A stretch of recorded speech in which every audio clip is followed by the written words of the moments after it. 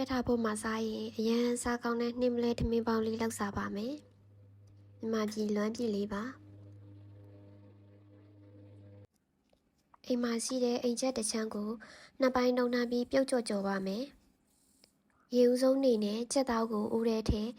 ရေထဲစနွင်းစားထည့်ပြီးပြုတ်ပေးပါမယ်အရသာမဟုတ်တော့မထည့်တော့ပါဘူးအိမ်ချက်အချိုရတာလေးစားချင်လို့ပါချက်သားပြုတ်နေချိန်တွင်းမှာချက်သွန်းအနှစ်အတွက်ချက်သွန်းနီကိုမထူမပါလှီးပေးပါမယ်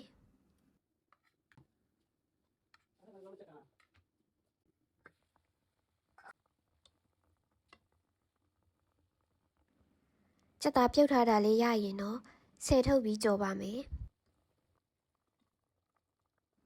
ချက်ပြုတ်ရည်ကအရေးတောက်အတွက်သုံးဖို့ပါအိုးထဲကိုစီးထည့်ပေးပါမယ်စီပူလိုက်ရင်တော့ချက်သားထည့်ပြီးကြော်ပေးပါမယ်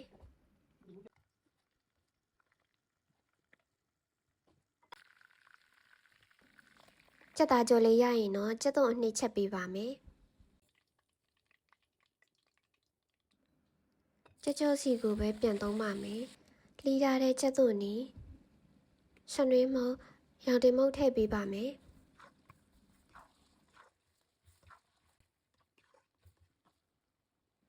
ရသအနေနဲ့စားချက်သားမုံအချုံမုတ်ထည့်ပေးပြီးချက်သွန်းနွမ်းလာသည့်အထိချက်ပေးပါမယ်ချက်သွန်းဖြူနဲ့ဂျင်းထောင်းထားတာပါထည့်ပေးပါမယ်ဗီဒီယိုမရိုက်မိလို့ပါစိတ်စစ်စစ်လေးနဲ့ချက်ပေးပြီးရင်တော့ချက်သွန်းအနှစ်ရပါပြီ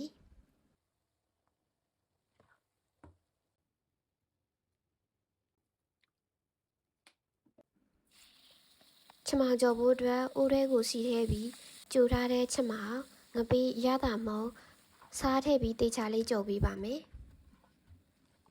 ငရုတ်တီကြော်ကိုတော့ဗီဒီယိုရှည်သွားမှကြောက်လို့မရိုက်တော့ပါဘူးအိုးထဲကိုစီထဲငရုတ်တီချက်မုံရတာမုံစားထည့်ပြီးတော့အနက်လေးမွေးတဲ့အထိကြော်ပေးပြီးရင်တော့ငရုတ်တီကြော်လေးရပါပြီအားလုံးပြည့်စင်လို့ပြီးရင်တော့ကိုစားချင်းသူလိုလေးပြင်ဆင်လို့ရပါပြီ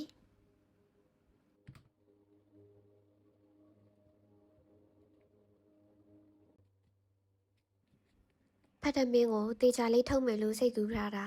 ငပြောဖက်ကတေးပြီးထုတ်လို့မရတော့ပါဘူး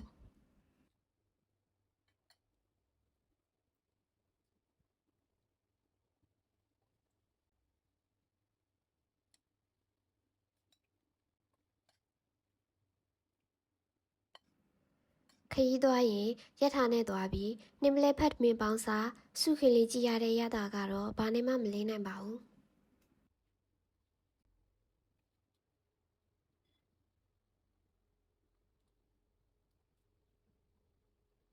နောက်ဗီဒီယိုတွေအတွက် like and follow လေးလုပ်ရပေးပါဦးရှင်။